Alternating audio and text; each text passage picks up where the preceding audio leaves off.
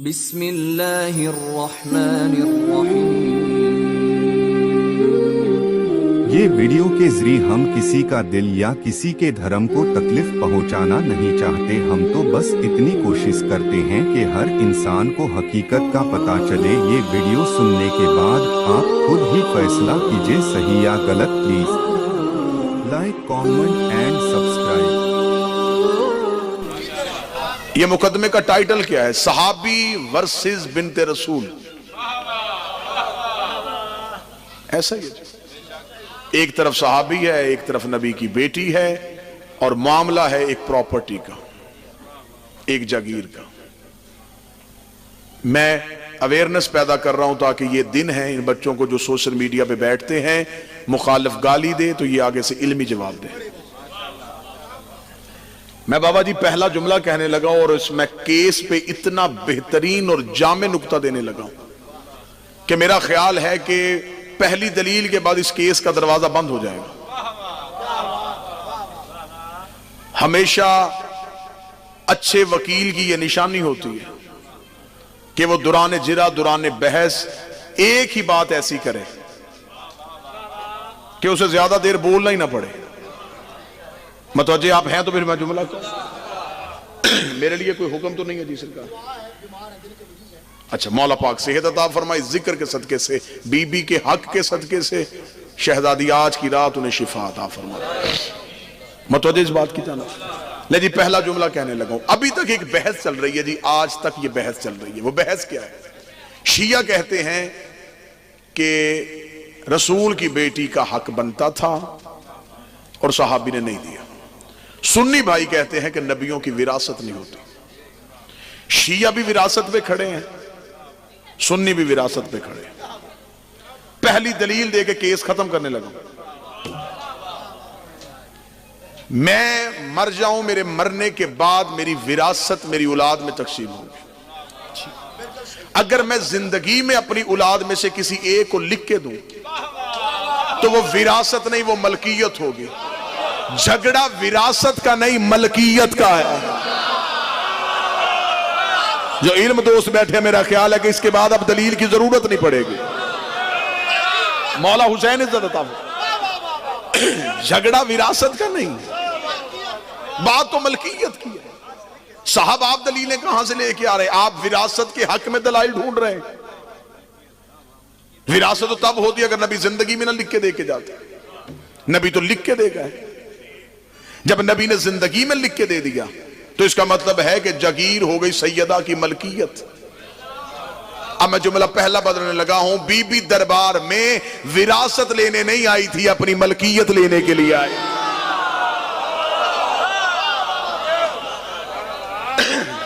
आपका मुखालिफ तबका जो है वो विरासत के खिलाफ हदीसें इकट्ठी कर रहा है कि नबियों का विरसा नहीं होता, नबियों की विरासत नहीं होती। साहब विरासत की तो बहस ही नहीं हो रही।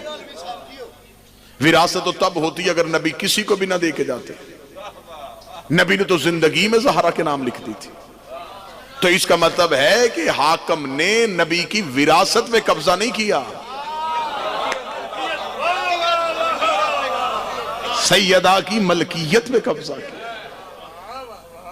मेरा ख्याल है कि मैं ज़हनी तौर पे इतना मुतमईन हूं कि अगर किसी बैठक से लेकर किसी अदालत तक भी इस केस को खोला जाए और कहा जाए कि जनाब मजहब की किताबें साइड पे करें, क्योंकि इधर भी कुछ लिखा हुआ उधर भी लिखा हुआ है, हम इस बात को समझने की पोजीशन में नहीं है कि किसकी लिखी किताब ठीक है। मजहब की सारी किताबें भी हटा दी जाए। मैं पाकिस्तान के कानून से साबित करूं कि ज़हरा हक पे थी। मैंने सैयदा से खैरात मांग के 114 इस मुकदमे पे कानूनी नकाइस निकाले हैं, जिसे पाकिस्तान की अदालत भी तस्लीम नहीं करेगी। 114 कानूनी गलतियां हैं इस फैसले में जो सैयदा के खिलाफ हुआ। मजहब की किताबें साइड पे छोड़ो, पाकिस्तान का लॉ लेके आओ, मेजर एक्ट लेके आओ। 114 कानूनी गलतियां हैं सैयदा के खिलाफ दिए हुए फैसले में। मैं दो चार जितनी आपकी तवज्जो होगी मैं उतनी पढ़ देती। पहली चीज, मेरे पास एक जागीर है, मेरे पास एक मकान है, फिर अहमद शाह जी, मैं उस मकान में अरसा दराज से रह रहा था, एक शख्स आया, उसने मेरे मकान पे कब्जा कर लिया। हम दोनों अदालत चले गए। मैंने कहा मेरा है, उसने कहा मेरा है। पाकिस्तान का आईन और पाकिस्तान का कानून यह कहता है गवाह कागज लेके आएगा। आप तवज्जो रखेंगे तो मैं कुछ जुमले पढ़ सकूंगा। जिस दिन मेरी कौम ने मेहनत में बोलना शुरू कर दिया, मिंबर पे हौसला अफजाई हो जाएगी। पहली चीज यह है कि पाकिस्तान का कानून यह कहता है बाबा जी गवाह मालिक नहीं लेके आएगा, मालिक तो रह रहा था, गवाह लेके आएगा कागज कि मेरे पास ये गवाह है कि ये मेरी है। गवाह कागज ने देना था। सदक था ज़हरा की मलकियत, हुकूमत की तरफ से कब्जा हुआ था। गवाह ज़हरा ने नहीं देना था, हाकिम ने देना था।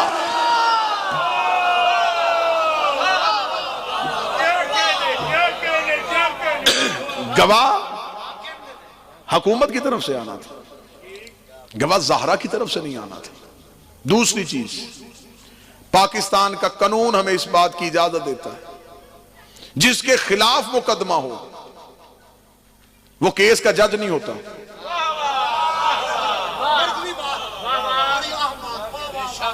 हजूर ये मामला था हुकूमत का, स्टेट का मामला था।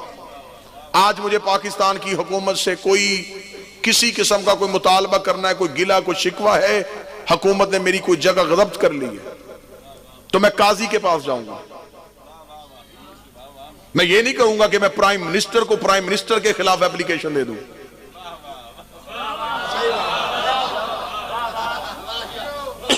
मैं प्राइम मिनिस्टर को प्राइम मिनिस्टर के खिलाफ तो एप्लीकेशन दे सकता। मामला जाएगा कोर्ट में। अदालतें होती हैं आजाद, अदालतें नहीं देखती कि तख्त पे कौन बैठा है। पाकिस्तान के लोग नहीं बोलेंगे तो मैं इस्लामाबाद के बिल्कुल पहलू में बैठ के ये बात करूं और आप लोग खामोश हो जाएं। अदालतें नहीं देखती हाकिम कौन है। अदालतें ये कह के भी हुकूमत छीन लेती हैं कि तुम्हारे पास जागीर के कागज नहीं है। मेरा ख्याल है कि अब तक तो बात समझ आनी चाहिए थी। अदालतें तो हमारे मुल्क में इतनी आजाद हैं, हजूर वो तो हुकूमतों के तख्त उलट देती हैं, वो तो वजीर आजम को मसलन से उतार लेती है।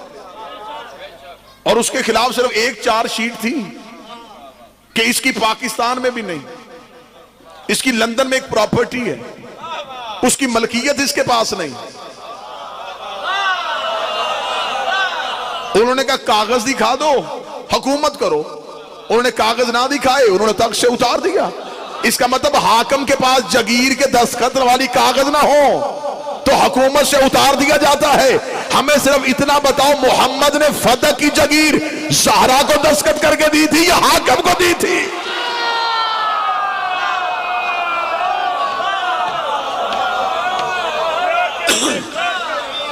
मेरा ख्याल है 3 या 4 नकात के बाद फिर अगली तलब ही नहीं रहेगी। इतना केस कमजोर हो जाएगा कि बिल्कुल कानून ना समझने वाला बंदा भी कहेगा कि अब मुकदमे में कुछ भी नहीं रहा, अब इस फाइल को बंद हो जाना चाहिए। 1400 साल हो गए हैं, ज़हरा के हक की फाइल तारीख के रिकॉर्ड रूम में पड़ी है। 1400 साल हो गए, बीबी के हक की फाइल तारीख के रिकॉर्ड रूम में पड़ी है। गर्द पड़ गई है इस फाइल पे और कोई भी इस मुकदमे को खोलने को तैयार नहीं हो रहा। हम इंतजार कर रहे हैं एक आदिल हाकिम का।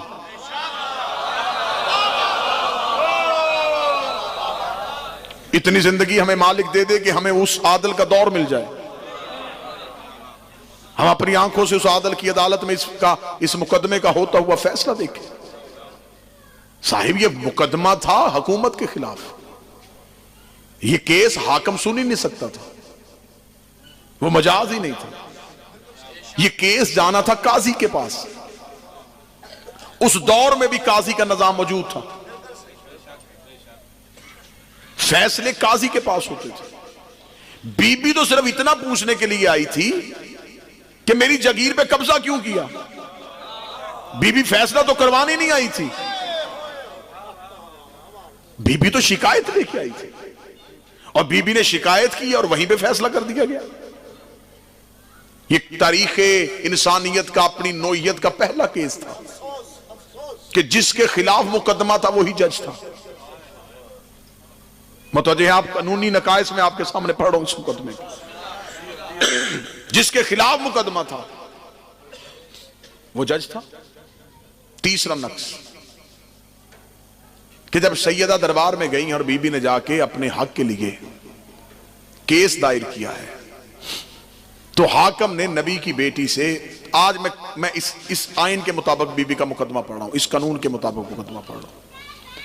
पाकिस्तान का आइन और पाकिस्तान का कानून यह कहता है कि आप मसलन गवर्नमेंट की कोई जगह है, वो किसी आम सिविल इंसान ने अपने इख्तियार में ले ली है, हुकूमत को शिकायत मिली है कि जनाब ये तो गवर्नमेंट की प्रॉपर्टी है और किसी बंदे ने वहां पे घर बना लिया है।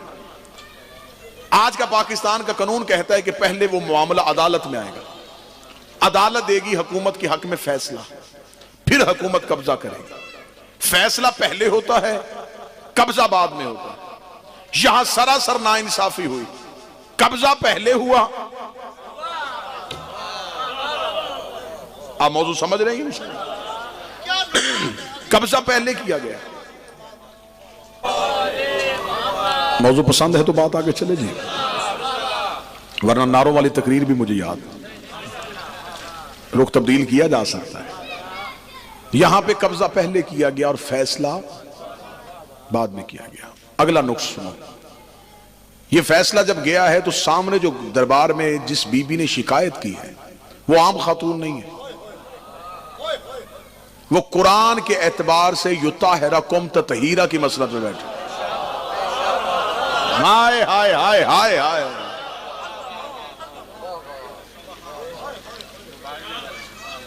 इस मुकदमे का फैसला करने से पहले मुझे कोई अहले इल्म कुरान की हाशिए पे लिख के दे। पहले एक बात, इस मुकदमे पे फैसला करने से पहले, इस पे बहस करने से पहले एक चीज लिखो। आपने ये कहा है कि नबियों का विरसा नहीं होता, और आप ये भी मानते कि सैयदा ने दावा किया। अगर तुम्हारे कलम में ताकत है तो तुम मुझे कुरान के हाशिए में लिख के दस्तखत करके दे कि माज़अल्लाह बीबी ने गलत दावा किया था। तू सैयदा के नाम के साथ ये लफ्ज लिखेगा, कुरान की आयत की नफी कर देगा। कुरान युताहिरकुम ततहीरा में ले रहा है।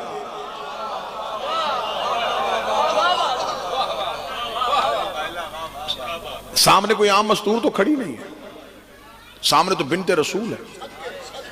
कुरान की एतबार से सैयदा है मासूमा। अगला नुक्स सुनना, चेहरों पे रौनक लेके आना। कुरान के एतबार से मासूम से गवाह मांगने की इजाजत ही नहीं है।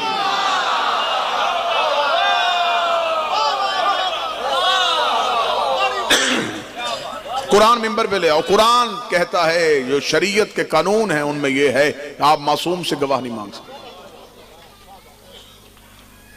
अगर रसूल ने कहा है कि मैं अल्लाह का रसूल हूं तो क्या हम मुझसे कहेंगे कि गवाह लेके आ? रसूल कहे ये अल्लाह की किताब है तो हम कहेंगे गवाह लेके आ। मासूम से गवाह मांगने की इजाजत नहीं। इतने वाकयात है किताबों में भरे हुए कि मैं अहले सुन्नत किताबों से भरूं तो पूरा 1 घंटा गुजर जाए सिर्फ इस बात को साबित करने के लिए कि मासूम से गवाह मांगने की इजाजत ही नहीं। हयातुल हवान में असवद वाला वाकया लिखा हुआ है। जब एक अराबी मदीने में आया था घोड़ा बेचने के लिए, रिसालत इमाम उसके करीब से गुजरे। रिसालत इमाम ने उसे रोक के कहा कि क्या करने के लिए आया? उसने कहा ये घोड़ा बेचना चाहता हूं। रिसालत इमाम ने कहा कितने में देगा? उसे कीमत बताई। रसूल ने उसके साथ कीमत तय की। तय करने के बाद रसूल ने कहा जितने दिनार में तेरा मेरा सौदा हुआ है वो दिनार मेरे हुजरे में तेरी मलकियत, तेरे हाथ में ये घोड़ा मेरी मलकियत। रिसालत इमाम हुजरे में दिनार लेने के लिए गए। बाद में कुछ लोग वहां से गुजरे, उन्होंने उस शख्स को देखा। उन्होंने कहा किस इंतजार में खड़ा है? उसने कहा घोड़ा बेचने आया था, तुम्हारे रसूल ने खरीद लिया। वो मुसलमान नहीं था, वो कलमा नहीं पढ़ता था। उसे कहा तुम्हारे रसूल ने खरीद लिया। जाते हुए बंदे वापस आ गए। उन्होंने कहा अगर ये रसूल ने खरीदा है तो जरूर इसमें कोई सिफ्त है। नबी कभी भी ऐबदार चीज नहीं लेता। नबी ने अगर खरीदा है तो अगर नबी की निगाह इस पर रुकी है तो इसमें कोई ऐसी खसलत है जो नबी खरीद रहे हैं इसे। उन्होंने कहा कितने में सौदा हुआ? उसने दिनार बताया। उन्होंने कहा अगर इससे ज्यादा हम दें। जब वो मुसलमान ही नहीं था, उसे इस्लाम का क्या पता, उस पर शरई कवानीन सादर ही नहीं आते थे। उसने कहा ठीक है, मुझे तो पैसों से गर्ज है, मैं तो ताजर हूं, ज्यादा दे दो तुम ले। उसे क्या पता वादे की हुर्मत क्या है, क्योंकि मुसलमान तो नहीं है ना कि उसे पता हो कि वादा तोड़ने के लिए सजा क्या है। उसने पैसे लिए घोड़ा दे दिया। जब रिसालत माब आए तो वो दिनार गिन रहा था। रसूल ने आके कहा तेरे पास मेरी एक अमानत थी। उसने कहा कौन सी अमानत? ज़हनी तौर पे बैठे हो तो मासूम से गवाह मांगने की इजाजत नहीं है, इस पे बहस हो रही। रसूल ने फरमाया वो घोड़ा। उसे कहा कौन सा घोड़ा? फरमाया जो मैंने तुझसे खरीदा था। वो मुस्कुरा के कहने लगा आपके पास कोई गवाह है? हाय हाय, आपके पास गवाह है कि ये आपने खरीदा है? अब सुन्नी भाइयों ने जब अपनी किताब में लिखा तो उन्होंने यहां एक सहाबी का नाम लिखा है असवद, शियों ने लिखा है बिलाल हबशी। बिलाल भी सहाबी है, असवद भी सहाबी है। मैं दोनों ग्रुपों को राजी करने के लिए कहता हूं एक सहाबी आया। मैं नाम पे बहस ही नहीं करता, हमें तो किरदार पढ़ना है ना जी। मैं नाम पे बहस ही नहीं करता, मैं किरदार पढ़ देता हूं। सहाबी आया। अब फर्क है, जिन्होंने खरीदा है वो भी सहाबी थे। एक सहाबी गुजरा, उसने कहा या रसूलल्लाह यहां खड़े हैं क्या माजरा है? आप तो कहते हैं कि बाजार में रुका ना करो। फरमाया इससे घोड़ा खरीदा था, मैं दिनार लेने गया, इसने किसी और के हाथ बेच दिया, अब ये मुझसे गवाह मांग रहा है। इतना कहना तो सहाबी ने कहा मैं गवाही देता हूं, घोड़ा मेरे नबी ने खरीदा था। इतना कहना तो शख्स ने कहा मदीने वाला मोहम्मद मैं तेरा कलमा नहीं पढ़ता, लेकिन तेरे सदाकत के किस्से तो मेरे शहर में भी पढ़े जाते हैं। बता जब तेरा मेरा सौदा हुआ तेरा ये गुलाम तो था ही नहीं, ये गवाही कैसे दे रहा? नबी ने उसके सामने सहाबी की तरफ देखेगा, जब तू था ही नहीं तूने गवाही कैसे दी? उसने कदमों में गिरेगा। आपने कहा अल्लाह है मैंने देखा था।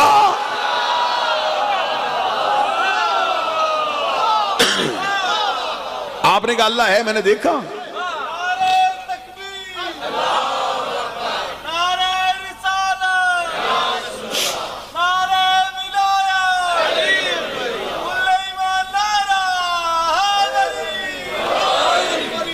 मुतवज्जे बात की जानो से जब आपने कहा जन्नत है मैंने देखी, आपने कहा फरिश्ता है मैंने देखा, आपके कहने पे ना देखा अल्लाह मान लिया, तो ये भी तो आप ही कह रहे हैं कि मैंने खरीदा है।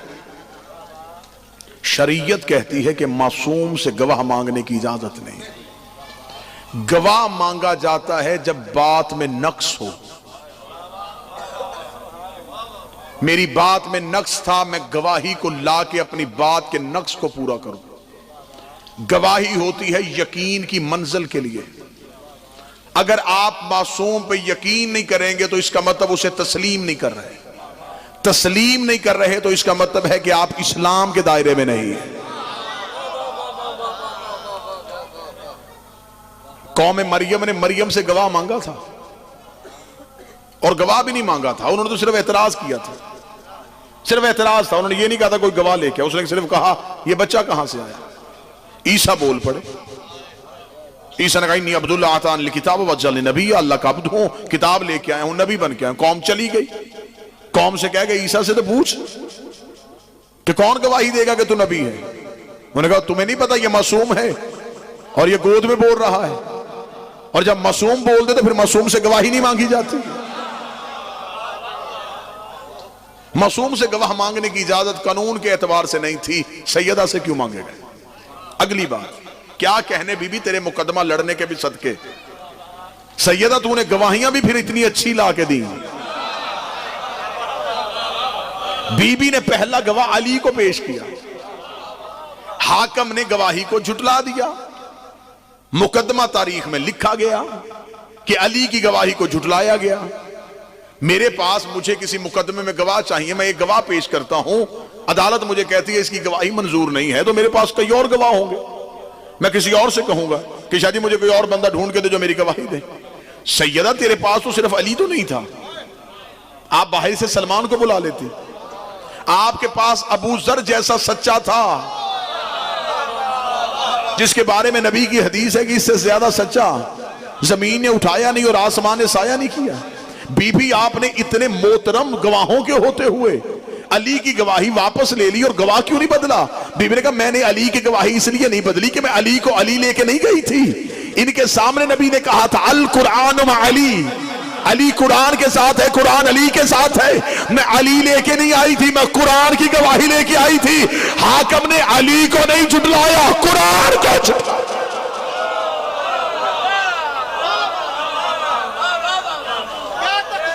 बिस्मिल्लाह।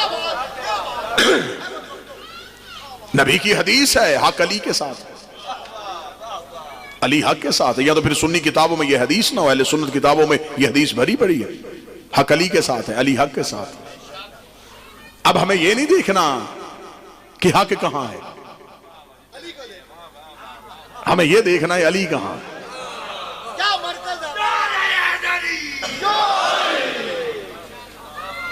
अली की गवाही ये कह के झुटला दी गई कि अली शौहर है। तुमने अली को शौहर समझा था तो तुमने ये नहीं पता कि अली कुरान भी है, अली हक भी है। अच्छा, फिर अगला जुमला मैं बिल्कुल आपकी तवज्जोहात मबजूल करवाते हुए कहने लगा, अगर हाकम ने दरबार में अमीर अल मोमिनीन की गवाही नहीं मानी थी, फिर दरबार में अली के फैसले क्यों माने गए?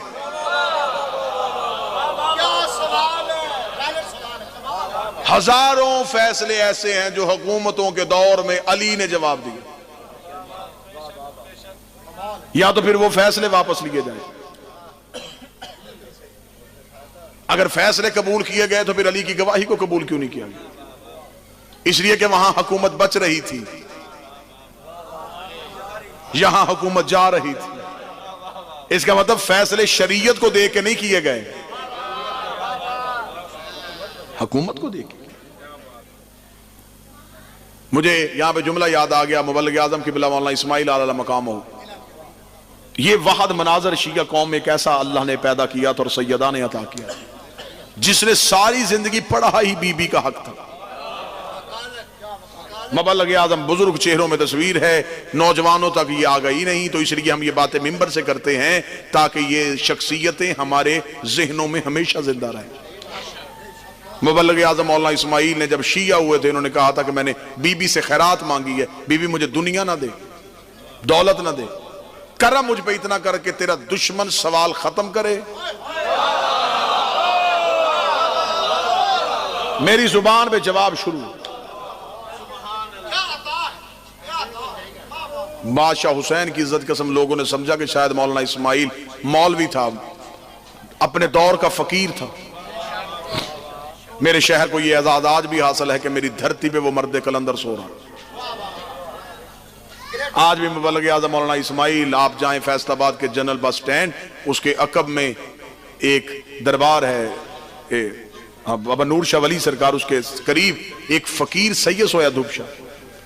मुबल्लिग आज़म मौलाना इस्माइल ने बाबा अहमद शाह जी कहा था, अपनी वसीयत में लिखा था, आज भी उनकी वसीयत उनके दर्स में मौजूद है, मेरी कब्र पक्की ना करना, उसके ऊपर कोई गुंबद ना बनाना, मुझे किसी सैयद के कदमों में दफना देना।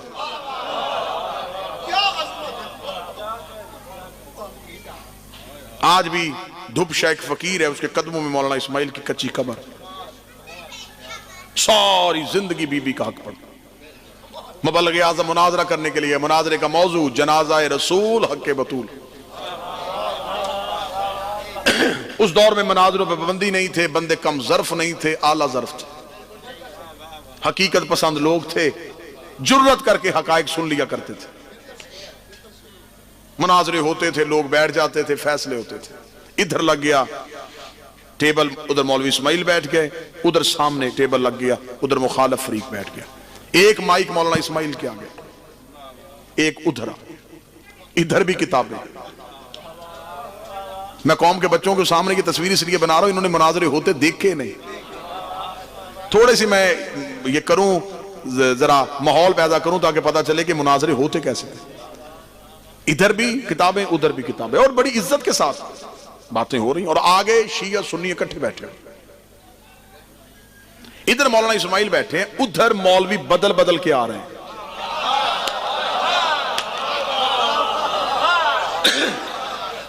थोड़ी देर के लिए एक बैठता है, उसके बाद दूसरा उसे कहता तू आ, अब तेरी दलील अच्छी नहीं आ रही, तू नीचे उतर। उधर से दूसरा मौलवी, इधर अकेले मौलाना इस्माइल मुसलसल, उधर से किताब आ रही है, इधर से किताब, उधर से जवाब, इधर से जवाब, बहस होती जा रही है, होती जा रही है, होती जा रही है, बात नतीजे पे नहीं आ रही। उधर एक ऐसा, थोड़ी देर के बाद एक ऐसा मौलवी आ गया, वो बैठा, उसने बैठते ही कहा, उसने कहा मौलाना इस्माइल मुनाजरे में बहस बाद में होगी, पहले मुनाजरे का मौजू बताओ। मौलाना इस्माइल ने कहा पिछले 6 घंटों से मुनाजरा हो रहा है, मौजू सबके सामने, जनाज़ा रसूल और हक के बतूल। उसने कहा मुझे सिर्फ एक बात का जवाब दे, उसके बाद मैं मुनाजरे का आगाज करूंगा। किताबें कोई नहीं खोलनी, सिर्फ एक सवाल का जवाब दे। मौलाना इस्माइल का सवाल का, उसने कहा तुम शियों का अकीदा क्या है, नबी जिंदा है या मर गए?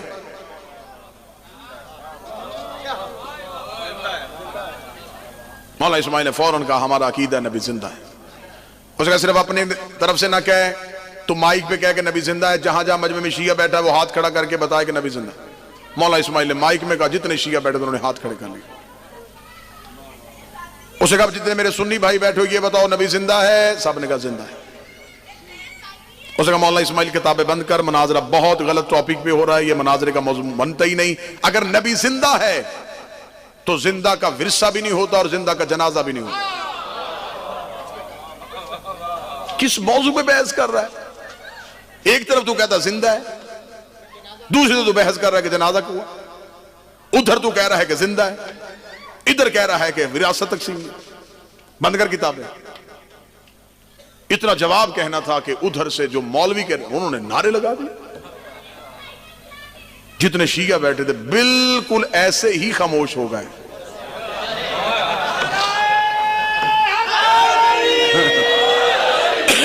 शियत की तरीक तो बाबा जी नहीं बदलती ना, बंदे खामोश हो गए, बिल्कुल हू का आलम हो गया। भैया अल्लामान मौलवी इस्माइल को एक ही बात में उसने खामोश करवा दिया। फिर आगे भी तो मौलाना इस्माइल के करीब बैठे होते थे शागिर्द, जिनके पास वो लोहे के बड़े बड़े ट्रंक होते थे जिनमें किताबें होती थी। मौलाना इस्माइल सर पे कुल्ला बैठे हुए हैं। मौलाना इस्माइल ने शागिर्दों से कहा उठो भाई किताबें उठाओ, मनाजरा खत्म हो गया। शागिर्दों ने किताबें उठानी शुरू कर दी, दूसरों ने नारे लगाने शुरू कर दिए। उस मौलवी ने माइक में जज्बाती होगा, मौलवी इस्माइल ऐसे नहीं जाने दूंगा, ऐलान करके जा कि तू मनाजरा हार के जा रहा है। इतना कहना था, मौलाना इस्माइल किताबें उठवाते हुए उस मौलवी की तरफ देखेगा, अल्लाह ने अभी तक वो जुबान पैदा ही नहीं की जो मौलवी इस्माइल को हरा के चले जाए। उसने कहा फिर मुझे दलील का जवाब दे के जा। मौलवी इस्माइल ने कहा बड़ी अच्छी दलील तूने दी है कि जिंदा का विरसा नहीं होता, जिंदा का जनाजा भी नहीं होता। एक बात तू भी अपने माइक पे कह, जिंदा का खलीफा भी कोई नहीं हो।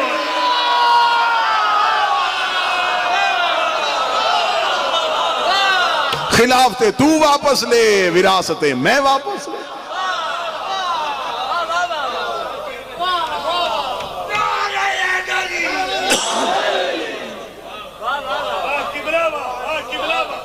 मौला हुसैन इज्जत अता फरमाए, हक तक पहुंचने का कोई मुतलाशी हो तो इतने मोती हैं कि एक लम्हा ना लगे हक तक पहुंचने में।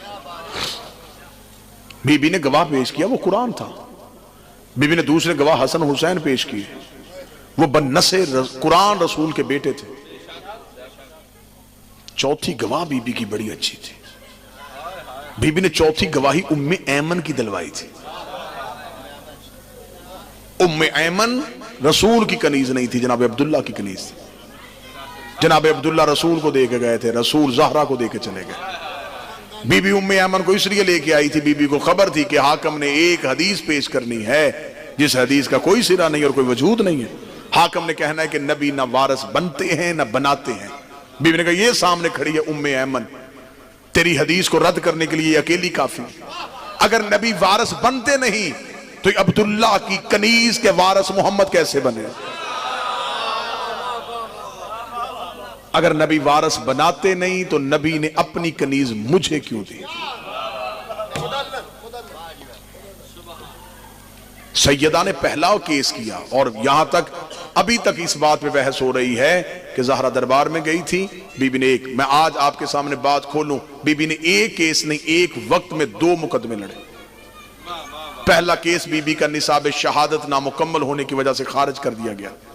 बीबी ने गवाहियां नहीं बदली, बीबी ने केस खारिज करवा लिया। बीबी का तारीख में लिखा गया कि तूने मुझसे गवाह मांगे, तारीख में लिखा गया तूने मेरी गवाहियों को झुटलाया। बीबी ने कहा ना मैं गवाहियां बदलूंगी। ये केस हो गया साइड पे। बीबी ने वहीं खड़े दूसरा केस दायर कर दिया। बीबी ने कहा तू हाकम है, मैं बेटी बन के बाप का हक लेने आई हूं, मुझे दे।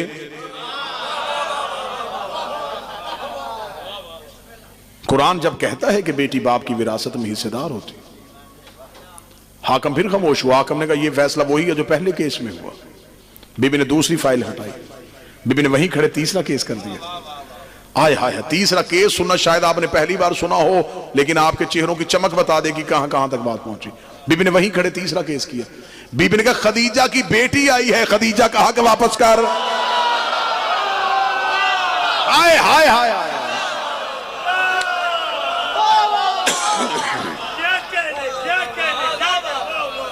ये तो तू मानता है ना कि मेरी मां की दौलत है इस्लाम में। चल तू बाप की विरासत से निकाल रहा है, बाप मेरा नबी था, मां तो है ना, मां के हिस्से से दे।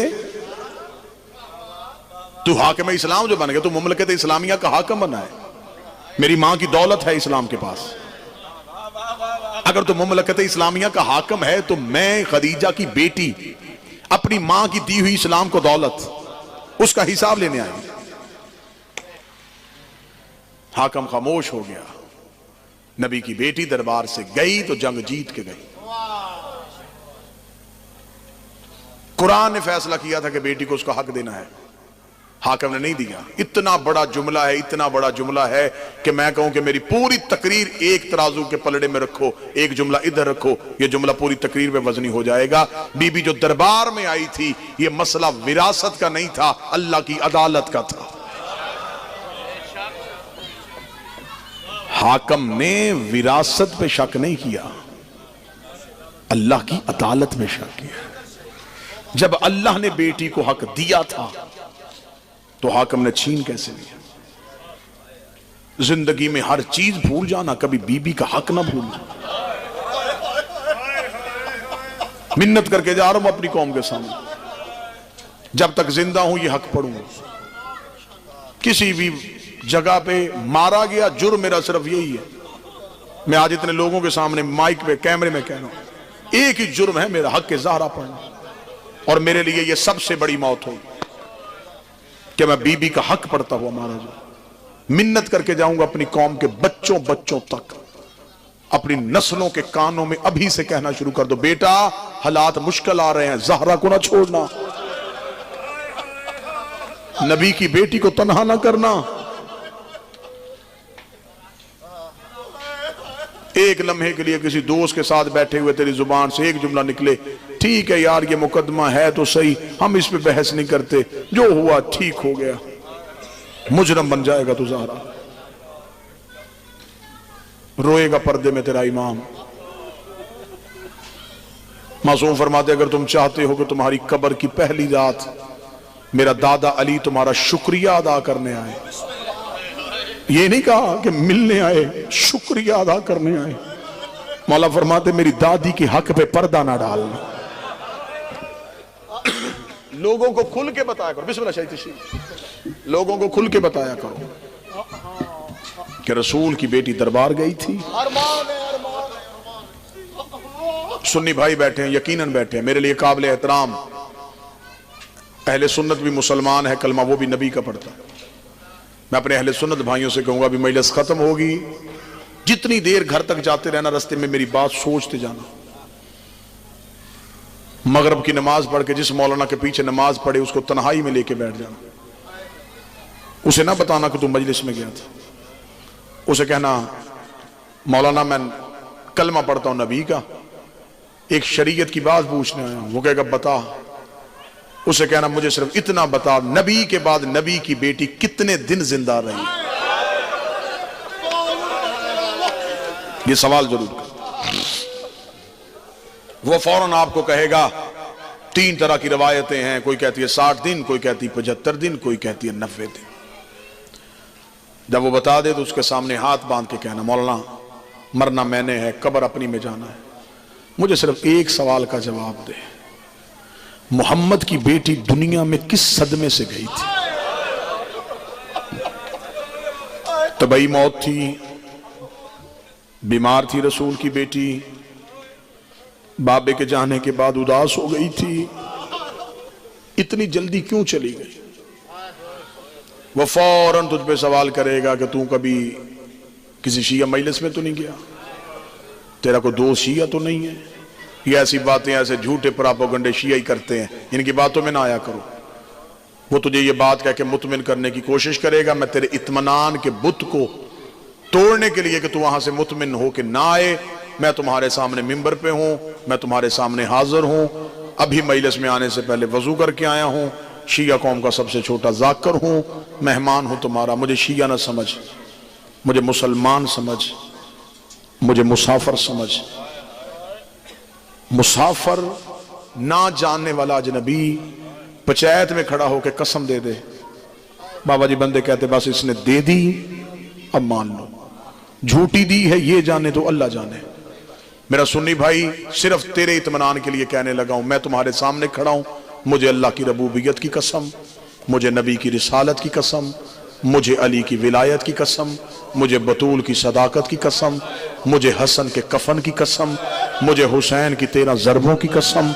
सुन्नी भाइयों तुम्हारे मुतमिन करने के लिए कहने लगा, गलत पढ़ूं, नबी का मुजरम बनूं, अली अपने नौकरों में से न उठाए, क़यामत वाले दिन मेरा शुमार यहूदियों के साथ हो, जहन्नम का आखिरी बदतरीन ठिकाना मेरा ठिकाना करार पाए। इतनी बड़ी बद्दुआएं और कसमें दे के कहने लगा हूं, कत्ल किया था मुसलमानों ने नबी की बेटी। मेरा यह कहना मेरी बीबी गवाही में दर्ज कर ले, मैं क़यामत वाले दिन अपनी शहजादी के सामने सुरखरू हो सकूं कि बीबी मैंने कसमें पढ़ पढ़ के तेरा कत्ल पढ़ा था, लोग हवाले मांगते थे मैं कसमें देता रहा हूं, मारा था मुसलमानों ने पैगंबर की बेटी।